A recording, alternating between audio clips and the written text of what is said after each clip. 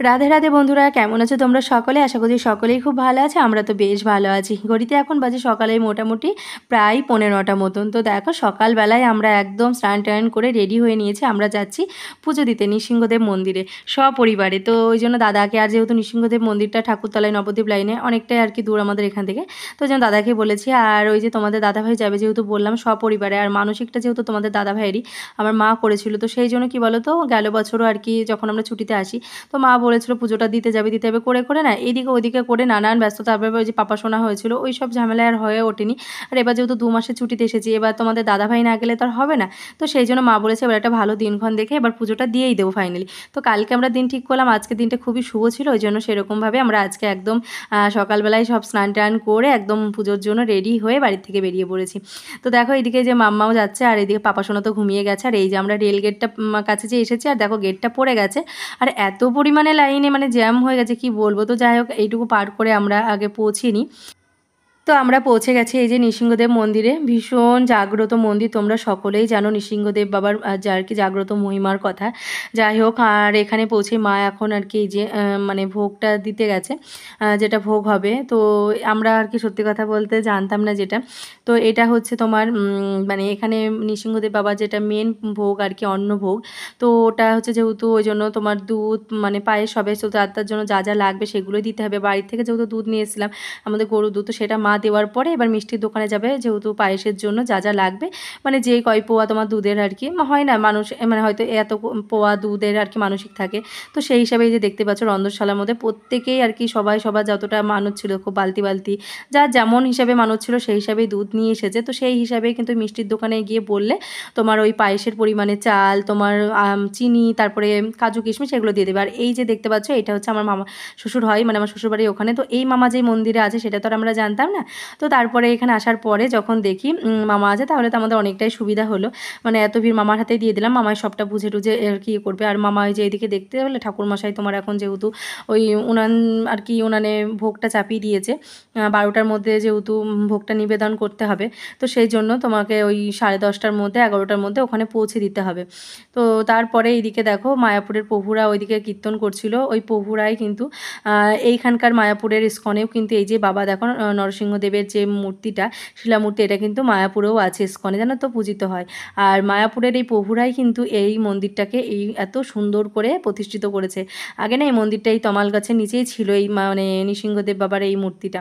তারপরে এই প্রভুরাই কিন্তু এত সুন্দর করে মন্দিরটাকে সুন্দর করে প্রতিষ্ঠিত করে, খুব সুন্দর করে আর কি পরিচালনা করে। যাই হোক, এখানে পুরোহিত এখন পুজো করছে, যে বললাম এখন আর কি ওই সন্দেশ বাটার পুজোটা হচ্ছে, যতক্ষণ না ওই অন্নভোগটা হচ্ছে। তারপরে অন্নভোগটা হয়ে গেলে ওই ভোগটা মানে নিবেদন করার পরে ওই অন্নভোগের মানসিক পুজোটা হবে। তো তার জন্য আর আমরা বাইরে একটু ঘোরাঘুরি করছি, কারণ অন্নভোগটা ধরো রান্না হচ্ছে। আর এই যে পাপা সোনা দেখো, আর এই হচ্ছে সেই তমাল গাছ, যেটাতে দেখতেই পাচ্ছ সবাই সবার যা মনোবাঞ্ছা আছে সেটাই বাবাকে জানিয়ে তার ওই যে ঢিলাটা বেঁধে মানসিকটা করছে। তারপরে কিন্তু বাবা সকলের মনোবাঞ্ছা পূরণ করে, তারপরে সে খুলে দেয়। তো এই হচ্ছে সেই তামাল গাছ আর কি, যে এখনও বৃন্দাবনে আছে, আর এই এখানেই আর কি দেখা যায়। এখন তো আর পাওয়া যায় না। তামালের গাছের হাওয়া খাওয়া যে কতটা স্বাস্থ্যের পক্ষে ভালো আর কতটা উপকারী সেটা সবাই জানো। যাই হোক, এই গাছের নিচেই কিন্তু আগে নৃসিংহদেবের পুজোটা হতো। আর এই যে দেখো এখন ওর মেশো তো পাপাকে দুধ খাওয়াচ্ছে, আর আমরা এখন একটু মন্দিরের চারপাশটা সব ঘুরে ঘুরে দেখছি, কারণ এইখানে না প্রত্যেক দিন সবসময়ের জন্য এরকম মেলা মতো বেশ লোকের ভিড় আর দোকানপাট খুব ভালো লাগে জানো তো। কারণ এই মন্দিরটা বিশেষ করে এখানে যেহেতু বাচ্চাদের মুখে প্রসাদ দেওয়া হয় প্রত্যেক দিন নিত্য পুজোর, এরকম লক্ষ লক্ষ লোকের সমাগম। মানে আর দেখো টুকটাক বেশ দোকানপাট, ফুলের দোকান, তারপরে বেশ পুজোর ডালার দোকান, ডাব, এটা ওটা টুকিটাকি বেশ পুজোর পরে নিরামিষ খাওয়া দাওয়ার দোকান, খেলনাপাতির দোকান বসে, বেশ মেলা মতো জমজমাট সবসময় এরকম হয়ে থাকে। আর দেখো এখান থেকে বেশ মানে মায়াপুরের একটা আর কি ড্রেসের এই স্টলটা আছে, যেখানে আর কি মায়াপুরের এই যে গোপী ড্রেসগুলো, তো মামামের জন্য দেখছিলাম বেশ ভালো লাগছে, ইয়েলো কালারটা আর একটা হোয়াইট কালারে নেওয়া হয়েছে। আর পাপা সোনার জন্য ড্রেস দেখছিলাম, যেহেতু মামামের নিচে পাপা সোনার নেবো না, কিন্তু পাপা সোনার জন্য সত্যি ওর গায়ে একটা পাওয়া যাচ্ছে না, এই একটাই খুঁজে খুঁজে ছোটো মাপ, মানে একটু তা বড় হচ্ছে, তো এটাই নিলাম, দুই ভাই বোনের জন্য নেওয়া হলো। তো তারপরে আমরা এখন আবার একটু মন্দিরের ভেতরে যাব। এখন একটু আর কি বসবো মন্দিরে, আর একটু আর কি শ্রী চৈতন্যদেবের বাল্যবেলার একটু মানে স্মৃতিচারণটা করব। তো এই হচ্ছে সেই মন্দির যেখানে কিন্তু মহাপ্রভু শ্রী চৈতন্যদেবের আর কি মানে মুখে প্রসাদ হয়েছিল, অন্নপ্রাশন হয়েছিল।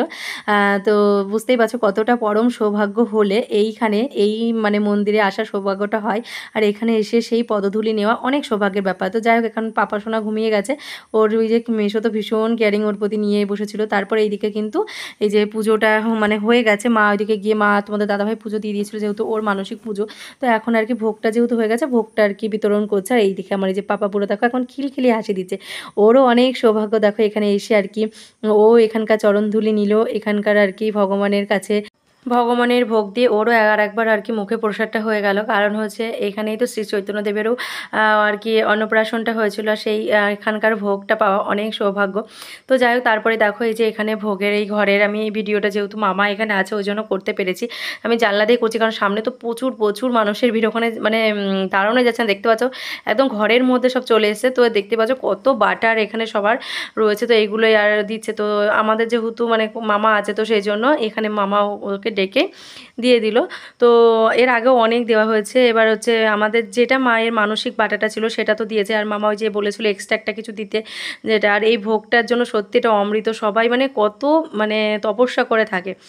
তো ভোগটা নিয়ে আমরা এখন বাড়ির পথে রওনা দিয়ে দিয়েছি যেতে। এখন এই যে দাদাভাই হোটেলটায় আর কি দাঁড়িয়েছি, এটা হোটেল কাম ধাবা। তো এটা হচ্ছে নবদ্বীপ রোডে, এটা যেহেতু হাই রোড এখানে আসতেই তো মানে রোডে দুধার দিয়ে প্রচুর হোটেল রেস্তোরাঁ আছে, কারণ বড় বড় যেহেতু সারা রাত দিন বড় বড় ট্রাকগুলো যায়, তো সেই জন্য এখানে তো মানে এই মানে রোডে অ্যাভেলেবেল হোটেল রেস্তোরাঁ এগুলো থাকবেই। তো যাই হোক, আমরা এই হোটেলটা দেখে বেশ ভালো লাগলো, কারণ পরিষ্কার পরিচ্ছন্ন দেখলাম, আর নতুন উদ্বোধন হয়েছে তো ভাবলাম এখানে। তো প্রথমে দাদা বলছিল কি পরোটা মিষ্টি তো এগুলোই খেয়ে নিই, এবার পুজো হয়ে গেছে তোরও কিছু খাওয়া দাওয়া করে যেতে হবে, বললো পরোটা। তোমার দাদাভাই বললো যে বেলা হয়ে গেছে, 1:45 বাজতে যাই, তো তার থেকে দরকার নেই, দুপুর হয়ে গেছে সকাল থেকে না খাওয়া, আর যেহেতু বোনের করে পাপা শোনা ছোটো, তো সবাই একবার ভাতই খেয়ে নেওয়া হোক। তো এখানে প্রথমে নিরামিষ থালি নেওয়া হয়েছিল, আর নিরামিষ থালিতে বেশ ছিল এখানে একটা আলু দিয়ে পেঁপে দিয়ে একটা সবজি ছিল, ভেন্ডি আলুর একটা সর্ষে পোস্ত ডাল, একটা ভাজা ছিল, অনেক কিছু আলু টালু দিয়ে, তারপরে তোমার কুঁদরি এইসব দিয়ে একটা ভাজা ছিল, পাঁপড় ভাজা ছিল, পেঁয়াজ লঙ্কা চাটনি, এগুলো তো কমন, এগুলো ছিলই। আর ওই মানে সবজিটার মধ্যে যেটা পেঁপে আলুর মধ্যে ওটা কিন্তু মাছের মাথা দিয়ে করা ছিল। তো প্রথমে এটাই নিয়েছিলাম। তো তারপরে তোমাদের দাদাভাই আবার কাতলা মাছ দিয়ে মানে অর্ডার করেছিল, আর মাছটার মানে একটা পিস মাছের দামই 60 টাকা করে নিয়েছে। ওই মাছটার দামটাই যতটা ততটাই কিন্তু আমাদের এক প্লেট পুরো এই সবজি ভাত দিয়ে সেই দামটা পড়েছে। তো যাই হোক, মাছটার জন্য ডবল। এবার মাছটা হিসাবে দামটা বেশি, মানে এখানে কি বলো তো সত্যি কথা বলতে খেয়ে শান্তি পেলাম, কারণ হোটেলে আমার খাবার একদমই পছন্দ হয় না। এক তো পরিষ্কার পরিচ্ছন্ন দেখেই ঢুকেছি, সেটা তো একটা ভীষণ ভালো, আর তারপরে রান্নাগুলো একদম ঘরোয়া ছিল। আমি তো যখনই খাচ্ছি তখনই বলছি বাবার জন্য খাবারটা নিয়ে যাবো, কারণ অনেকটা বেলা হয়ে গেছে। আর আমরা একবারে খাওয়া দাওয়া করেই গেলাম, কারণ ওই গিয়ে চলো সবাই আমরা চলে এসেছি, গিয়ে রান্না বান্না করে খেতে খেতে অনেকটা বেলা হয়ে যাবে, আর বাবা মাঠের থেকে এসে তাহলে দুটো খেয়ে নিতে পারবে। রান্নাটা যেহেতু পুরো ঘরোয়া মতো, মানে কোনো চিন্তা নেই যে বাবা খাবে, কারণ বাবা একদমই হোটেলের মানে খাবার খেতেই চায় না। তো ওই জন্য দেখলাম যে না বাবা খেতে পারবে, মানে আমি যদি আমার মা কোনো রান্না বান্না করে আমি যদি বলি না ভালো হয়েছে, তাহলে জানবে যে বাবার কাছেও ভালো লাগবে, আর বাবার ভালো লাগলে জানবে আমারও ভালো লাগবে, এরকম একটা ব্যাপার আছে। তো যাই হোক, তোমাদের দাদাভাই ভাত খেলো না, ও রুটি আর তরকা নিয়েছে, ওটাই ও খাচ্ছে। আর এদিকে আমাদের খাওয়া দাওয়া হয়ে গেছে, এবার হাত ধুয়ে নেবো। এই যে দাদারও হয়ে গেছে খাওয়া, মা যেহেতু মাম্মামকে খাচ্ছিলো ওই জন্য মার একটু লেট হয়ে গেল। আর তোমাদের দাদাভাই প্রথমে বলেছিল আমাদের দুই বোনকে আর কি বিরিয়ানি খেতে, যেহেতু আর তোকে বিরিয়ানিটা খাই না, কিন্তু ওই যে সকাল থেকে না খাওয়া খেলে না হট করে গ্যাস হয়ে যাবে, ওই জন্য আর খাইনি। আর এখানকার বিরিয়ানিটা আমার ভীষণ আকর্ষণ করছে, বেশ ভালো কোয়ান্টিটিটা অনুযায়ী, দামের প্রাইসটাও বেশ রিজনেবল ছিল, আর মেনলি খুব লাইট মানে ইসের মধ্যে, মানে অতটা রিচ না, ভীষণ মানে একদম ঘরোয়া টাইপের, খুব ভালো লেগেছে। তোমাদের দাদাভাই বলেছে আজকে নিচ্ছিল, তো আমি আর নিলাম না, যে বললাম না এখন খাওয়া দাওয়া হচ্ছে বা সন্ধ্যাবেলা নিমন্ত্রণ আছে, অন্য একদিন নেক্সট দিন এসে খাবো। তো দেখো আমরা চলে এসেছি বাড়িতে, আর আসার সময় ও আবার কিছু বাজার করে এসেছে, যেহেতু যে বললাম সকালবেলাই তো আমরা উঠে চলে গেছি, সকালে না বাজারঘাট করা হয়েছে না কিছু রান্নাবান্না, যার জন্য তো হোটেল থেকেই খাওয়া দাওয়া করে আসলাম দুপুরেরটা। তো এই যে এখানে মাটনটা নিয়েছে, আর ওই যে আগের দিন যে মাছটা বোয়াল মাছটা নিয়েছিল না, ওই মাছটাই বেশ পেয়েছে, ওই মাছটা তো খুব টেস্টি লেগেছিলো খেয়ে, ওই জন্য আজকে আবার অনেকটা এই মাছটা নিয়েছে। তো ওইগুলো এখন মা আর কি রান্নাবান্না করবে, করতে করতে রাত হয়ে যাবে ধরো। আর মেনলি হচ্ছে মানে মামিমা আসবে, মানে বোনের শ্বশুরবাড়ি থেকে, বোনের শাশুড়ি মা আর আমার মানে বোনাই আসবে, দুজনে পাপা সোনাকে দেখতে। তো তারপরে মা ওইদিকে রান্নাবান্না ওসব সব পড়ছে। আমরা আবার সন্ধ্যাবেলা একটু বেরিয়ে চলে এসেছিলাম, আমার শ্বশুর বাড়িতে এসেছিলাম। তো বাড়িতে যেহেতু বুঝতে পারছো শীতের রাত, মানে আমাদের আর যেহেতু একদম মানে নদীর পাড়ে যেতে হয়, ঠান্ডায় আমি তো পুরো জুবুথুবু হয়ে গেছিলাম। তো তারপরে এখানে এসে যে মাম্মাম তো কথা শুনিনি, ওকে বলেছিলাম আসতে হবে না, কিন্তু আসবে। তারপরে আসলাম, এসে এখান থেকে আর কি মানে আমরা বার্থডেতে যাব।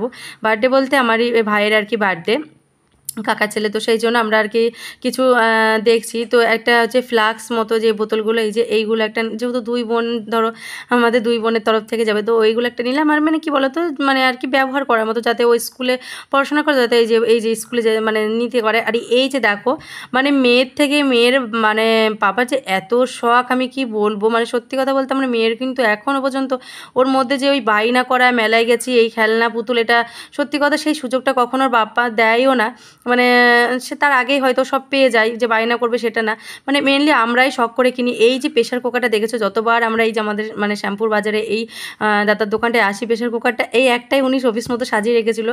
তোমাদের দাদা ভাইয়েরও প্রথম থেকে দেখে ভীষণ পছন্দ ছিল, আমারও। তো মেয়ের জন্য আজকে ফাইনালি নিয়ে নিল। ওই একটা প্রেশার কুকারের দামই মানে প্রায় 475 টাকা মতো, মানে একটা বড় প্রেশার কুকারই প্রায় হয়ে যেত 1 লিটারে। যাই হোক, বাচ্চা মানুষ, শখটাই বড় কথা। ওর বাবার শখ, মানে মেয়ে খেলবে পুরো বড়, মানে প্রেশার কুকারগুলো যেমন হয় সেম ডিটো সব কিছু করতে পারবে। মানে মিনি কিচেনের যে প্রেশার কুকারগুলো মানে কাজগুলো, সেটাই। তো দেখো তারপরে আমরা কিন্তু বাড়ি চলে এসে বারবার মানে আমরাই লাস্ট আর কি, মানে সেরকম কিছুই না, জাস্ট এমনি ভাই কেক কেটেছে, আর ওই নিজেদের মধ্যে আর কি পিসি মানে আমার পাশে আর কি পিসি আছে দুটো, পিসিরা আর আমরা এই আর কি বাড়ির লোকজন, দাদা বৌদি, আমরা বোনগুলো। তো সেই জন্য আমাদেরই লেট হয়ে গেছিলো। আমরা যেহেতু ওই যে শ্বশুরবাড়ি গেছিলাম, আস্তে আস্তে লেট হয়ে গেলো, বারবার ডাকছিল। তো এসে দেখি সবাই আর কি খাওয়া দাওয়া হয়ে গেছে প্রায়। তো আমাদের জন্য ওয়েট করছিল। তো এই যে লুচি করেছিল, ফুলকপি আলুর একটা তরকারি ছিল, ঘুগনি ছিল, স্যালাড, সাথে পায়েস, মিষ্টি, মানে সাদা মিষ্টি, কালো মিষ্টি সবই ছিল। কিন্তু আমি মিষ্টিটা খাবো না, তবু পিসি জোর করে কালো মিষ্টিটা দিলই। আর এইদিকে একদম জামাইকে, মানে সেই জামাই আদরে একদম ভরপুর করে দিয়েছে। ও তো সেই প্রথমে এমনি লুচিটা মানে ও একটু কম পছন্দ করে, কারণ প্রচণ্ড গ্যাসের তো। তো ওই জন্য মানে ও প্রথমে আসতে যাচ্ছিল না। তো আমি বললাম না, কাকা কাকিমা দুজনে রাগ করছে, বারবার কাকা আর কি ডাকতে আসছিলো, ওই জন্য আর না গিয়েও পারলো না। তো যাই হোক, এবার আমরা দুটো ভাত খেয়ে নেবো, কারণ লুচি খাওয়া তো পুরো গ্যাস হয়ে যাবে। আর মা তো পুরো বিকেলে, মানে আমরা যখন যাই সন্ধ্যার দিকে রান্নাবান্না কমপ্লিট করে ফেলেছিলো। মা এসেছিলো, যেহেতু খাওয়া দাওয়া হয়ে গেছে সবাই, ওরা আবার খাওয়া দাওয়া করে চলেও গেছে। এখন আমরাই দুটো দুটো করে খেয়ে নেবো। এই যে আজকেও মাছটা ওইভাবেই মাকে সর্ষে বাটা করতে বলেছিলাম। আর এই যে মায়ের হাতের মাটন কষা, এর তো কোনো কথাই হবে না, অতুলনীয়, মানে দারুণ হয়েছিল। তো চলো এখন রাতে দুটো করে ভাত খেয়ে নিই। আজকের মতো টাটা, গুড নাইট। আবার দেখা হচ্ছে নেক্সট ভিডিওর সাথে। সবাই খুব ভালো থেকো, সুস্থ থেকো, সাবধানে থেকো।